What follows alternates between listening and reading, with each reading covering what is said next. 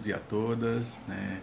Inicialmente agradecer ao pessoal do GT Mundos do Trabalho, né? E parabenizar pela iniciativa belíssima que estão desenvolvendo em realizar esse projeto de discussão, de ampliação das discussões voltadas para as questões, né, correlacionadas aos mundos do trabalho, né? Eu sou o professor Jackson dos Santos Ribeiro, sou professor da Universidade Estadual do Maranhão, campus Caxias, né, e lotado no Departamento de História e Geografia, curso de História. A convite, né, do pessoal, né, do GT Mundos do Trabalho, nós estamos aqui hoje para falar um pouco sobre questões de gênero e pensar, acima de tudo, entre todos os sujeitos que estão correlacionados, estão imbricados nessas questões, né, relacionadas aos mundos do trabalho, como é que os homens estão inseridos. Ao longo de 10 anos de formação, né, que a gente passa desde a graduação ao doutorado, nós tivemos aí experiências diversas aos estudos de gênero. Mas dentro do processo de doutoramento realizado na Universidade Estadual, realizado na Universidade Federal do Pará, tivemos a oportunidade de levantar as discussões sobre as questões das masculinidades e dentro de um período que para mim é muito importante e eu considero, me chama muita atenção esse período, que é o período republicano. É o período que eu entendo essas transformações, né, essa emergência dessas transformações e como essas transformações elas vão se inserindo e modificando as relações dos sujeitos, as relações sociais, e ela vai criando, né, um ambiente muito propício para entender o novo sentido, né, de ser pessoa, de ser indivíduo, né? E aí os estudos que eu realizo na tese de doutorado é justamente capturar os significados das masculinidades. Por que eu estou falando de masculinidades no plural? Por que eu estou entendendo essas masculinidades no plural? Porque a gente vai compreender que essas maneiras de ser, elas estão instituídas nos vários segmentos, né, sociais que nós estamos identificando e que existem dentro do espaço social, né? Então, entender que os comportamentos masculinos eles vão gradativamente ganhando significados a partir da experiência que esses indivíduos estão tendo, né? E o período republicano para mim é um período muito importante, né? Eu vejo dentro desse grau de importância pela relação que a maneira de se construir a nação, de compreender a nação, de formalizar um conceito de nação, vai mexendo e vai influenciando as pessoas, né? A maneira como essas pessoas se relacionam, o sentido das coisas, ou seja, essa inserção, né, de maneira muito forte nos corpos, ou seja, a funcionalidade dos corpos, e isso me chamou muita atenção e principalmente perceber como é que essa relação estabelecida com o homem, né, dentro dos mundos do trabalho foi se formalizando. Então, inicialmente eu busquei entender como essas masculinidades elas vão sendo criadas. Ou seja, eu lembro muito da frase da Simone de Beauvoir, que não se nasce mulher, torna-se mulher, né? E aí a mesma coisa a gente pode perceber quando a gente lança o olhar para o homem. A gente não nasce homem, nós nos tornamos homens. Nós criamos essas maneiras de ser homem, porque é um campo discursivo dizendo como, o que você é, por que você é, mas nunca levando em consideração o indivíduo. Mas, voltando para a questão dos mundos do trabalho, né, das relações estabelecidas dos homens com o trabalho, com os diversos trabalhos, notamos que na Primeira República, criar os corpos ideais, criar os indivíduos para essa nação, estabelecer uma perspectiva de compreender a funcionalidade desses homens dentro da nação. Então, ao longo da experiência da escrita, né, nós vamos identificando, principalmente na imprensa, ela vai sendo esse motor, né, que vai tentar formalizar, né, dentro do imaginário social, reforçar dentro do imaginário social o sentido do trabalho. Ou seja, o conceito como esse trabalho ele vai sendo importante para a propagação, né, dos elementos morais, porque A moralização do trabalho também vem sendo muito debatido, vem sendo muito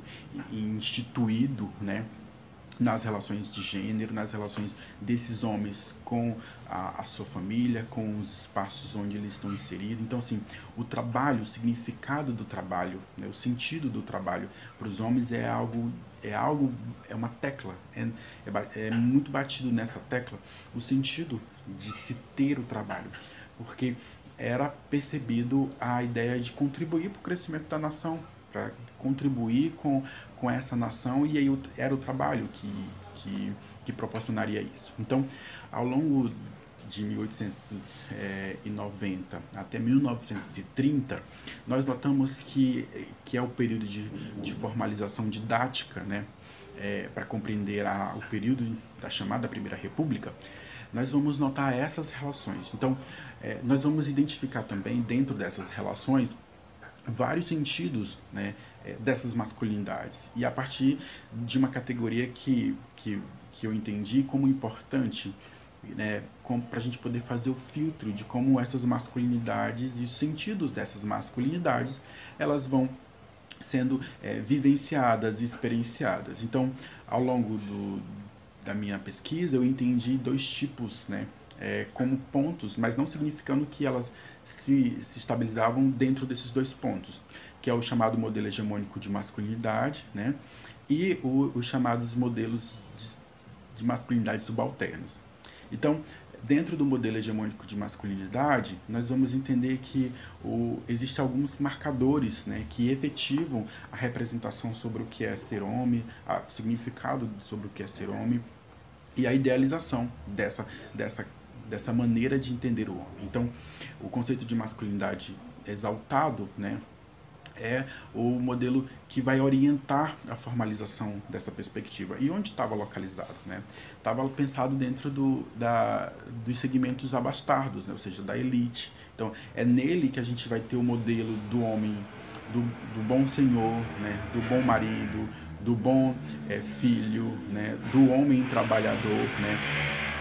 Do indivíduo que é servo do Senhor, né, ali, ou seja, numa relação religiosa, então assim, que cumpre esses deveres, né, de uma sociedade que pensa e formaliza a sua ideia a partir do homem, a partir do homem e deste homem inserido no trabalho. Então, nós vamos perceber que os donos de estabelecimentos, né, que vamos perceber que os homens que estão nos cargos públicos, né, os médicos, os advogados, né, são pessoas que têm um perfil de trabalho muito exaltado e vão ser pensados com uma lógica da ideia, né, de masculinidade, do conceito de masculinidade.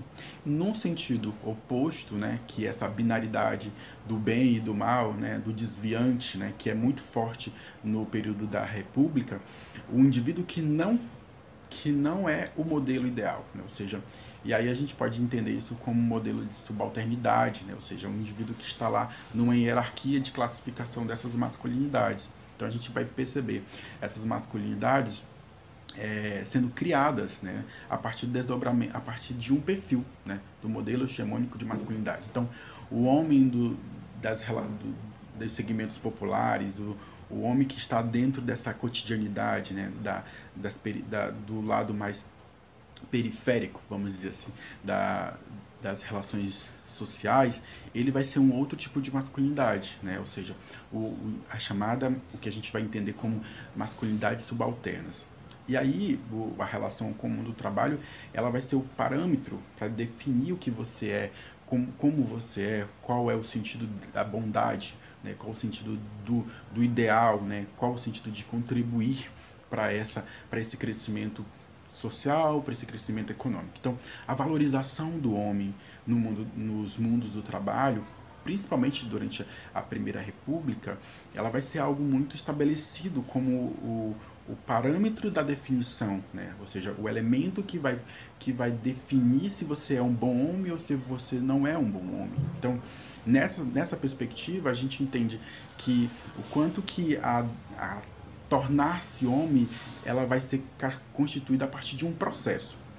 de um processo discursivo, de um processo político e de um processo cultural. Ou seja, a definição das masculinidades, dos vários tipos de masculinidade, elas vão ser corporificadas dentro dos ideais discursivos que principalmente a imprensa vai definir e difundir.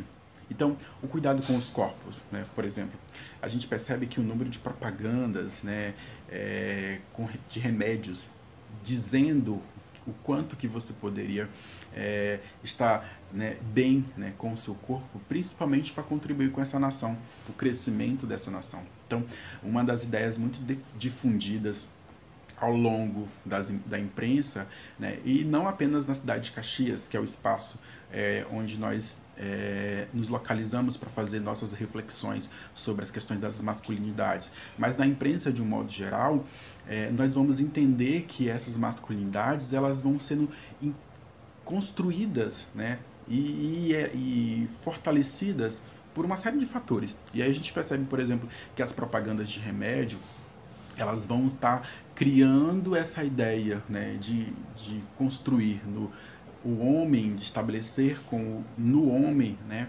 o ideal e o corpo ideal. Então, o corpo ideal qual é? Né?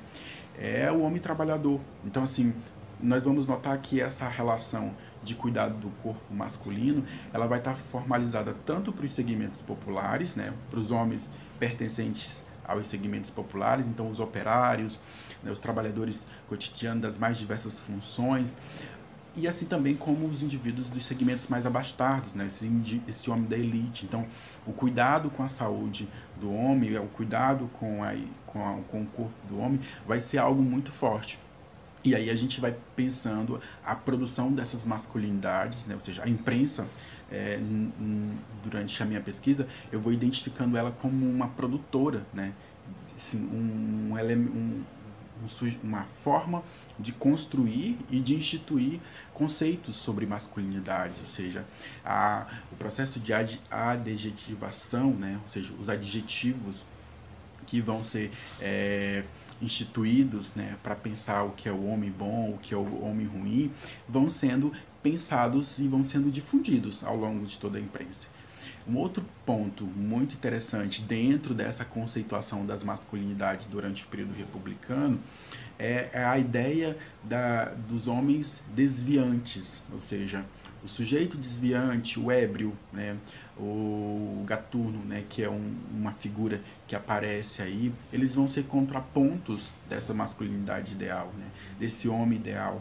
E aí, em relação ao, por exemplo, ao bacharel que está chegando, né, ao médico que está chegando na cidade, ou seja, ao médico que existe. Então, assim, a gente nota que os discursos eles vão criando essas e produzindo essas masculinidades, né, a partir do momento que elas vão sendo inseridas e elas vão intercruzando, né, no espaço social. E aí é importante perceber que o sentido do homem é dado por um discurso. O sentido da ideia de masculinidade é dada por um discurso que cria o sentido, né, da forma, que formaliza o conceito da forma, né, e aí esses indivíduos eles vão sendo classificados. Então, o cuidado com a saúde, por exemplo, esse comprometimento social com a questão do trabalho também é um elemento, né, muito batido, né, e defendido pela imprensa. A ideia do cuidado com a família, ou seja, o combate aos vícios. Um outro aspecto muito forte dentro desse contexto é o combate aos vícios, ou seja, o ato de fumar, de beber, né, são coisas bem rebatidas porque eles desviam os indivíduos do seu foco, ou seja, o foco era trabalho, o foco era se inserir no mundo do trabalho, era contribuir para o crescimento da nação, formalizar a nação, né, com homens trabalhadores é uma lógica, né, discursiva que muito reforçada durante a Primeira República e vai chegando, né, posteriormente, né, ou seja, dando a ênfase, né, à necessidade do homem ser construído e pensado para ser um homem trabalhador, ou seja, a ideia era ter uma nação de homens que pudesse contribuir com essa nação.